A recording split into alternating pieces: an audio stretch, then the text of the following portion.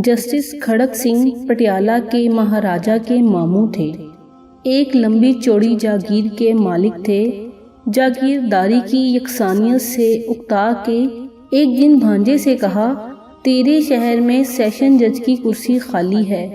اس دور میں سیشن جج کی کرسی کا آرڈر انگریز وائسرائے جاری کرتے تھے، تو لارڈ صاحب کے نام چٹھی لکھ دے اور میں سیشن ججی کا پروانہ لے آتا ہوں۔ مہاراجا سے چٹھی لکھوا کے مہر لگوا کر ماموں لارڈ صاحب کے سامنے حاضر ہو گئے۔ وائسرائے نے پوچھا، نام؟ بولے کھڑک سنگھ۔ تعلیم؟ بولے کیوں سرکار، میں کوئی اسکول میں بچے پڑھانے کا آرڈر لینے آیا ہوں۔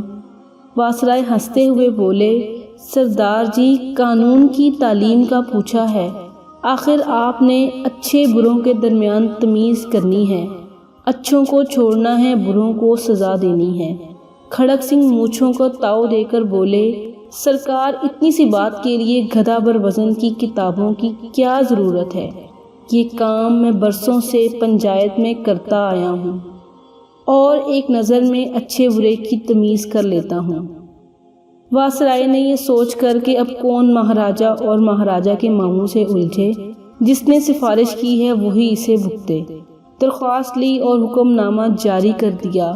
اب کھڑک سنگھ جسٹس کھڑک سنگھ بن کر پٹیالہ تشریف لے آئے۔ خدا کی قدرت، پہلا مقدمہ ہی جسٹس کھڑک سنگھ کی عدالت میں قتل کا آ گیا۔ ایک طرف 4 قاتل کٹہرے میں کھڑے تھے، دوسری طرف ایک روتی دھوتی عورت سر کا دوپٹہ گلے میں لٹکائے کھڑی آنسو پونچھ رہی تھی۔ جسٹس کھڑک سنگھ نے کرسی پر بیٹھنے سے پہلے دونوں طرف کھڑے لوگوں کو اچھی طرح دیکھ لیا۔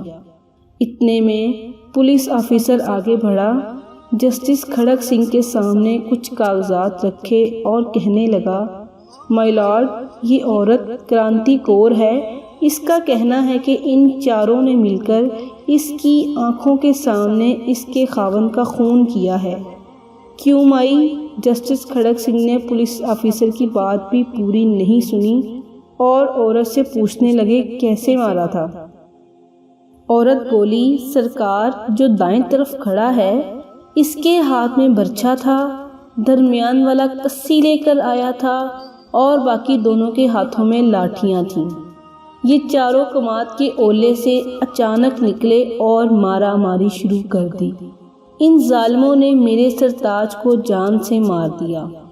جسٹس کھڑک سنگھ نے مونچھوں کو تاؤ دے کر غصے سے چاروں ملزموں کو دیکھا اور کہا، کیوں بھائی، تم نے بندہ مار دیا؟ نا جی نا، میرے ہاتھ میں تو بیلچا تھا، کسی نہیں، ایک ملزم بولا۔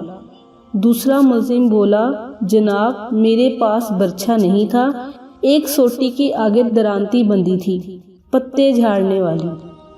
جسٹس کھڑک سنگھ بولے، چلو جو کچھ بھی تمہارے ہاتھ میں تھا وہ تو مر گیا نا، پر جناب ہمارا مقصد نہ تو اسے مارنا تھا نہ زخمی کرنا۔